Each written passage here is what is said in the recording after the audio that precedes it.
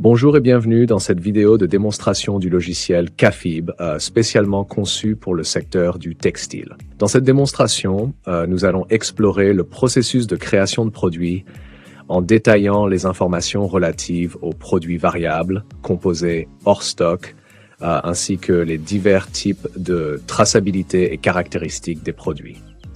Ensuite, nous passerons à un cycle d'achat où nous approvisionnerons notre stock en matières premières. Une fois la marchandise en stock, nous examinerons les différentes options de consultation et de visualisation et nous analyserons les rapports disponibles. Nous comparerons également les produits en fonction de leur système de traçabilité, numéro de série ou lot. Nous procéderons ensuite à la création d'un ordre de fabrication utilisant la matière première pour produire le produit fini. Nous réceptionnerons le produit et examinerons les rapports historiques de réception. Nous enchaînerons avec le cycle de vente où nous créerons une commande, rédigerons un contrat et finaliserons la vente par la facturation. Nous réglerons cette facture en utilisant le module de trésorerie où nous explorerons les crédits, débits ainsi que la gestion des comptes et des caisses. Nous découvrirons également le module de trésorerie avancée pour effectuer des rapprochements bancaires. Enfin, nous conclurons avec le module de statistiques qui fournit divers rapports essentiels pour la gestion de l'entreprise.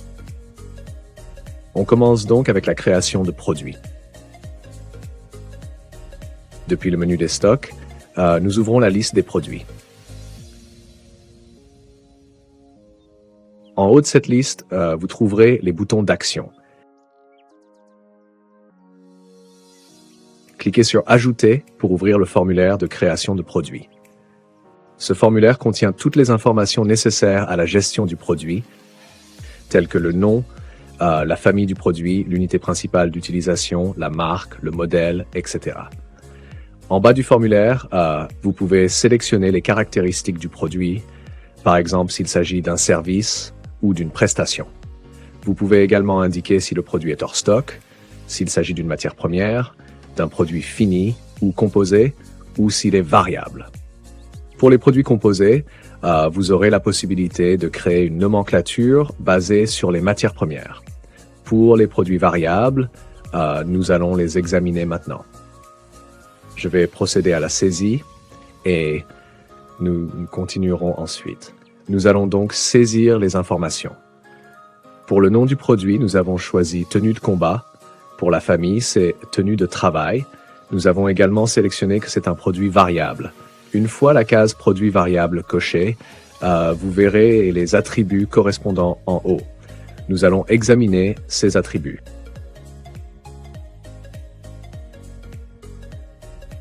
Vous pouvez définir les variables qui s'appliquent à ce produit. Couleur, grammage, largeur, taille et type. Pour l'instant, concentrons-nous sur la taille. Nous avons les tailles small, medium et large. Vous pouvez supprimer une variable en utilisant l'icône correspondante. En sélectionnant une variable et en cliquant sur Générer les combinaisons, vous obtiendrez également de nouvelles tailles comme XL et M.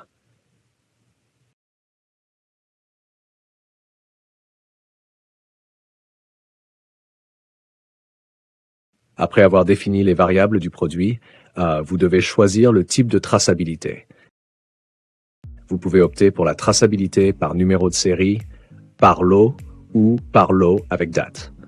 La traçabilité avec date est généralement utilisée pour les produits périssables, tandis que la traçabilité par numéro de série est courante pour les produits électroniques et électroménagers. Pour les produits avec traçabilité par lot, sélectionnez cette option.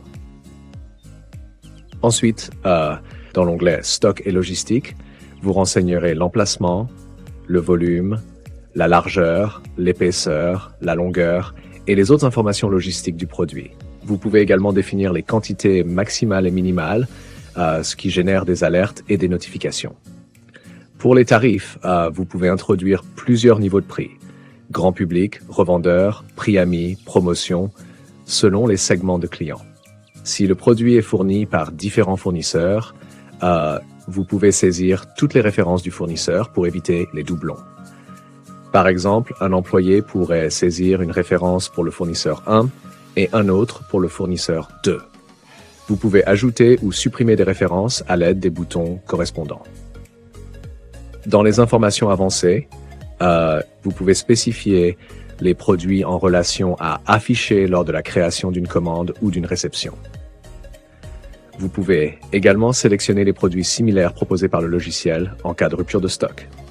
Enfin, vous pouvez ajouter des images et des fiches techniques pour chaque produit. Pour voir le menu de nomenclature activé pour les produits composés, je vais enregistrer le produit actuel et sélectionner un autre produit déjà composé.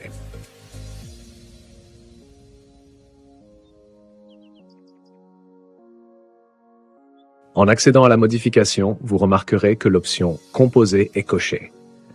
Une fois cette option sélectionnée, le menu de nomenclature apparaît.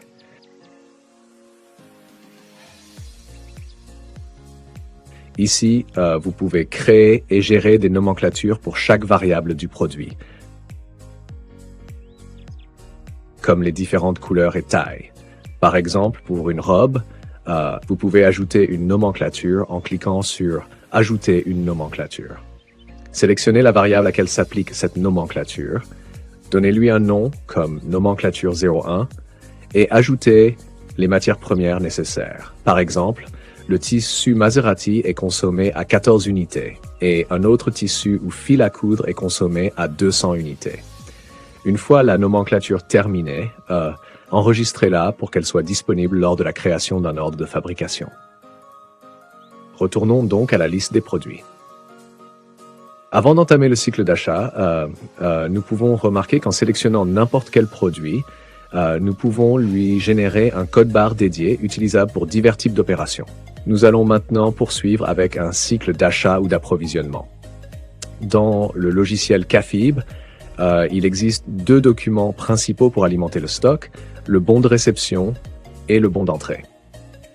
Quant au document pour le déstockage, nous avons le bon de livraison et le bon de sortie.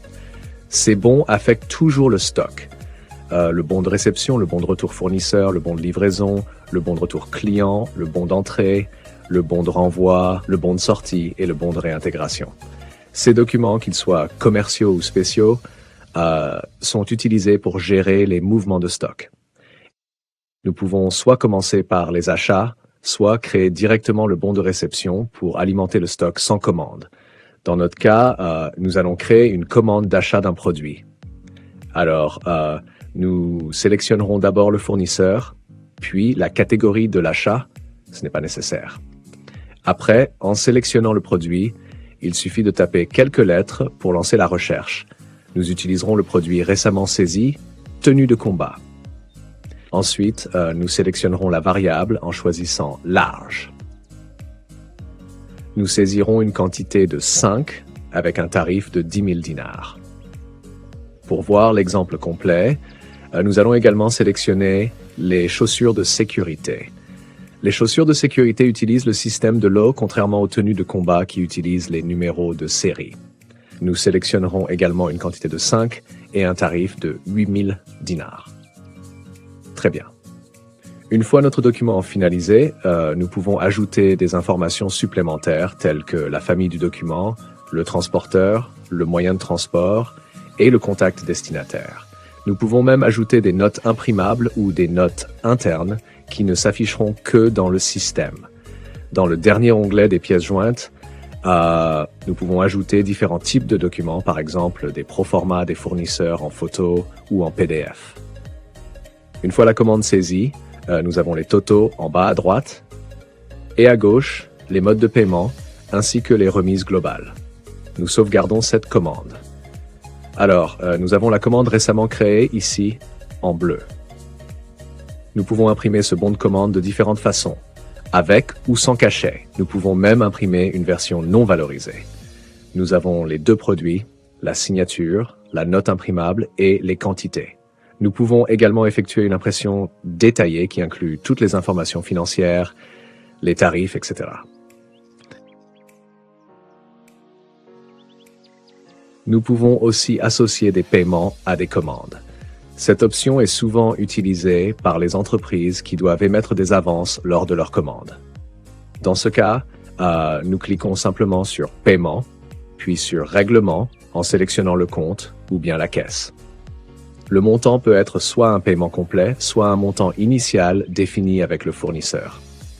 Nous pouvons choisir le statut de ce paiement, payer, chez nous ou en circulation. La méthode de paiement peut être par chèque, en espèces ou par virement. Une fois toutes les informations saisies, nous pouvons ajouter la pièce jointe comme la copie du chèque ou du virement, puis sauvegarder. Et c'est terminé. Le document est en statut partiellement réglé, qui change automatiquement. Une fois la marchandise prête à être réceptionnée, nous pouvons transformer cette commande en différents documents. D'abord en bon de réception, qui va alimenter le stock, puis en facture d'achat. Pour notre cas, nous allons la transformer directement en facture d'achat. Nous pouvons modifier les quantités si les quantités commandées n'étaient pas disponibles et que le fournisseur a réduit les quantités. Sinon, nous pouvons les garder. Une fois les informations du pop-up de transformation de documents saisies, nous soumettons et sauvegardons. Très bien.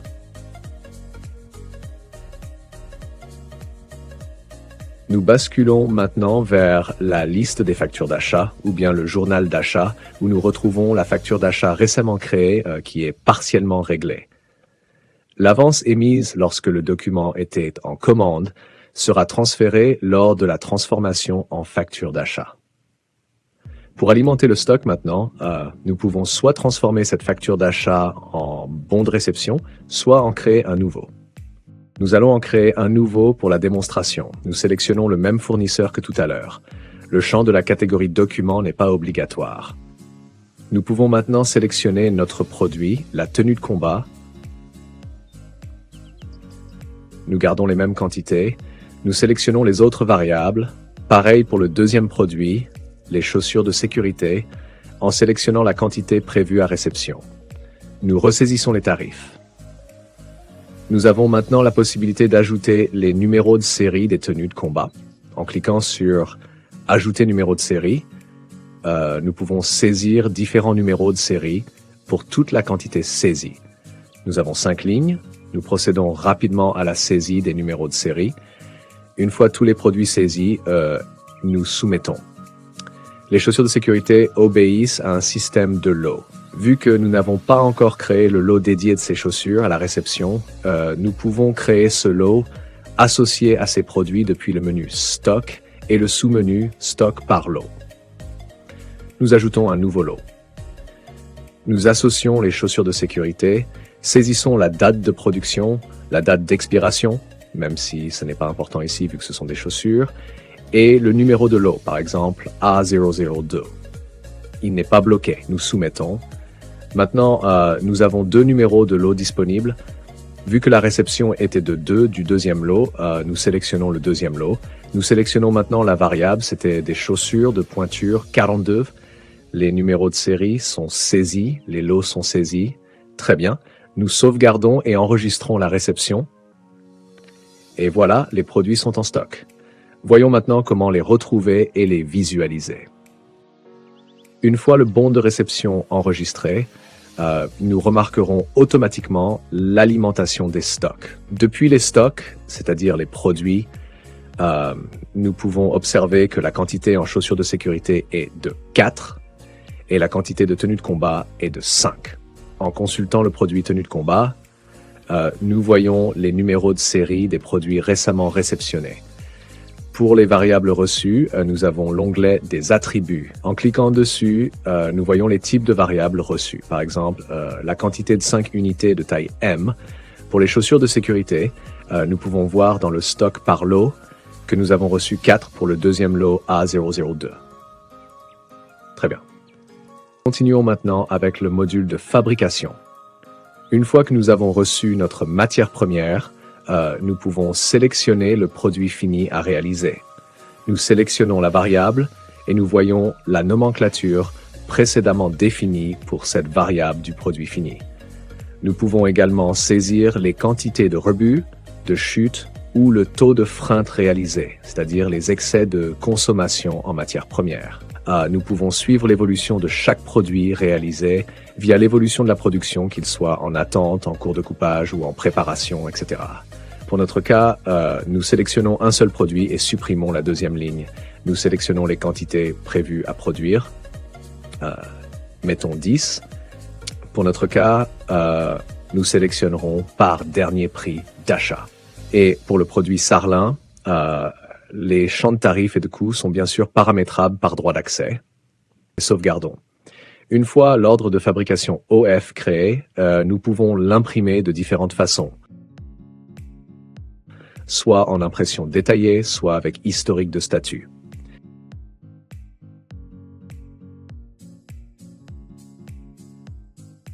Voici notre ordre de fabrication, même avec la nomenclature. Voici le produit fini et la nomenclature en bas. Ces états de sortie sont très personnalisables selon vos besoins ou vos rapports actuels. Puisque la production est lancée, nous pouvons réceptionner progressivement le produit fini depuis le bouton « Réceptionner ». La quantité prévue à recevoir est de 10. Nous pouvons recevoir quotidiennement des quantités consommées.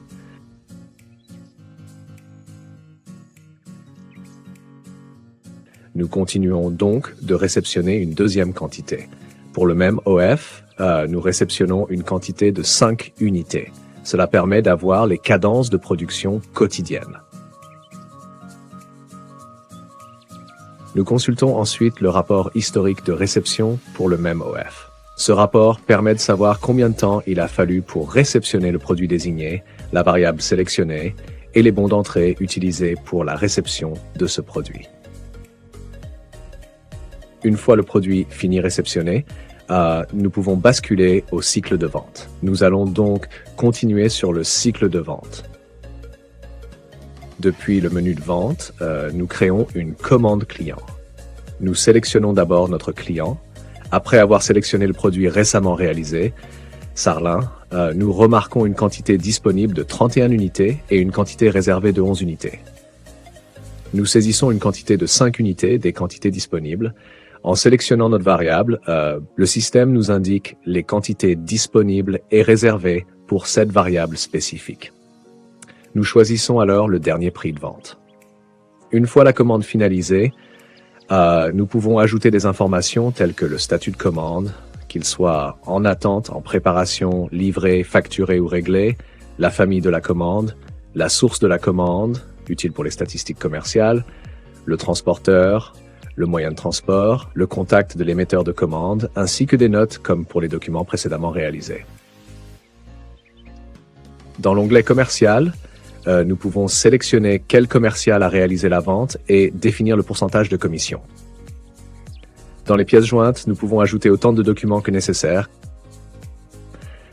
Nous sauvegardons cette commande.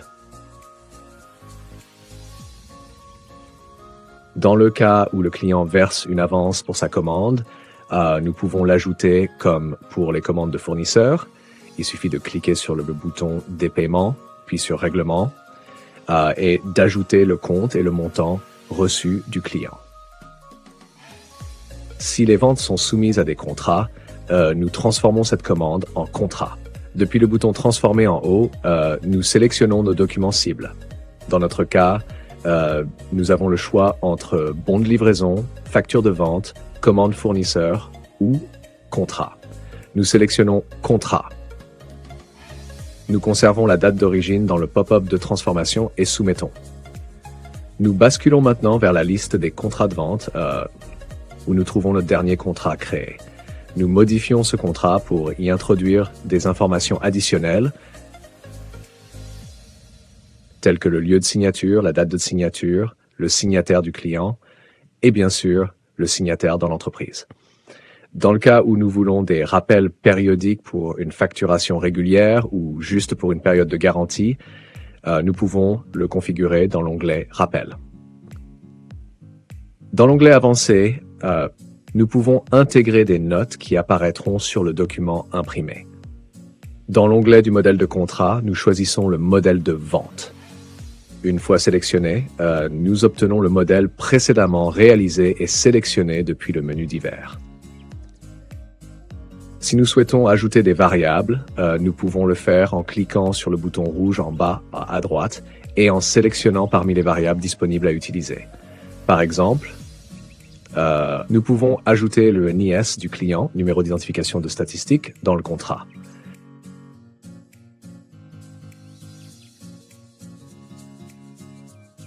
Sur la première page, nous avons le nom du client, la référence du contrat qui se génère automatiquement, la date de signature et les informations fiscales, RC, NIFI, etc.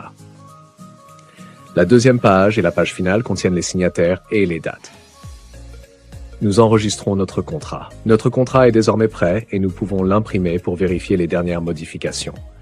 La référence se génère automatiquement, ainsi que le nom du client, son adresse, ses informations fiscales et même la variable NIS que nous avons ajoutée. Les montants sont introduits automatiquement et enfin, les noms des signataires et les dates saisies sont inclus.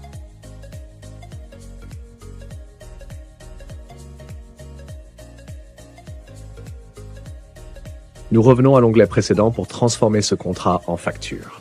Si nous utilisons une facturation périodique, nous pouvons sélectionner la période de facturation, mensuelle, trimestrielle, semestrielle ou annuelle, le nombre de mois à facturer, la date de début et la date de fin. Pour notre cas, si c'est une facturation unique, nous n'avons pas besoin d'utiliser cette fonctionnalité. Nous gardons la date d'origine sur le pop-up de transformation et soumettons. Notre facture de vente est désormais générée. Nous procéderons maintenant au paiement de la facture récemment créée.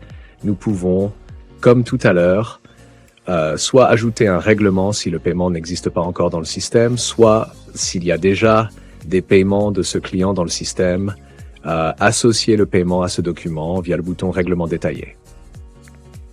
Un pop-up s'affiche présentant les paiements en suspens de ce client que nous pouvons associer à ce document. Nous sélectionnons le paiement et l'associons. Ainsi, la facture est réglée et il reste un montant disponible qui pourra être associé à d'autres factures. Nous enregistrons et la facture change de statut pour devenir réglée. Maintenant, nous basculons au module de trésorerie. Nous avons vu comment créer des crédits et des débits. Cela se fait via le même pop-up de paiement. Nous avons également la possibilité de faire des virements de fonds de compte à compte ou bien des alimentations de caisse. Par exemple, nous pouvons transférer des fonds de la banque principale vers une caisse régie numéro 3. Pour ce faire, nous sélectionnons le compte de départ, par exemple la banque principale, le compte de destination, la caisse régie numéro 3, le tiers, le libellé, le montant à transférer et le mode de paiement, par exemple par chèque. Ainsi, nous effectuons le virement de fonds. Continuons donc dans le module de trésorerie. Nous avons la liste des paiements ainsi que celle des crédits et débits. Dans cette liste, on retrouve les encaissements et les décaissements récemment effectués, y compris ceux des clients qui n'ont pas de paiement associé à des documents. Depuis cette vue, nous pouvons imprimer les reçus de paiement avec ou sans cachet. Enfin, nous avons la liste des comptes et des caisses. Nous pouvons créer autant de comptes ou de caisses que nécessaire. Lors de la création, on sélectionne le type. Si c'est une banque, nous introduisons les informations bancaires. Sinon, pour une caisse, nous pouvons définir les profils qui n'ont pas l'accès à utiliser cette caisse et bien sûr le nom de la caisse. Très bien. Ainsi, nous clôturons le module de trésorerie et passons au module de trésorerie avancé. Le module de trésorerie avancé permet de gérer les carnets de chèques.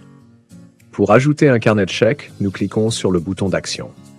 Nous sélectionnons la série, le numéro du premier chèque, le prochain chèque, le seuil d'alerte et le nombre total de chèques. Nous définissons également le statut des chèques. Ces statuts peuvent être définis dans les statuts de chéquier. Pour la position d'impression, le logiciel est déjà muni de divers paramètres pour les différents comptes existants. Pour ajouter un nouveau compte ou modifier un existant, nous pouvons, pour chaque élément du chèque, introduire les dimensions nécessaires afin d'imprimer correctement le chèque. Pour faire un rapprochement bancaire, nous devons tout d'abord importer le relevé bancaire.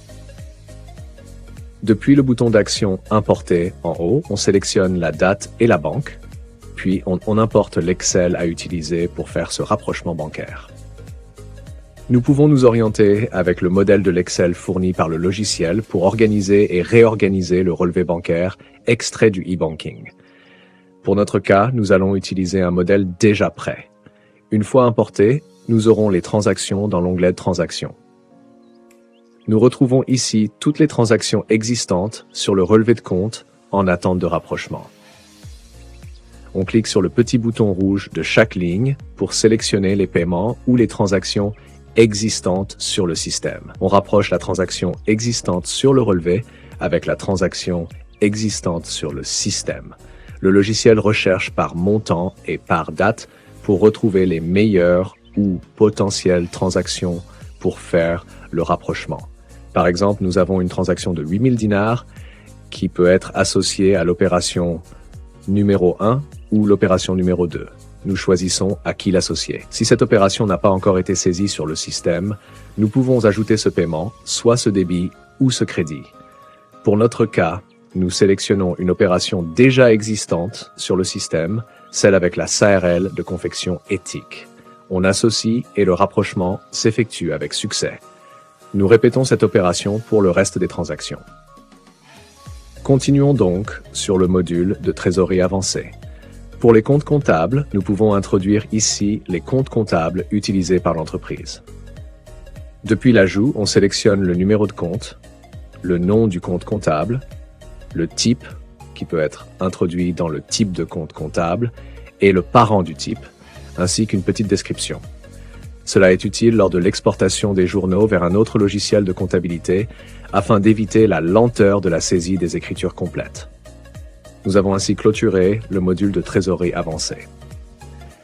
Passons maintenant au module de statistiques. Dans le module de statistiques, nous retrouvons différents types de rapports segmentés par nature: vente, achat, stock et trésorerie. Pour chaque nature de rapport, nous avons une panoplie de rapports très utiles pour prendre des décisions informées.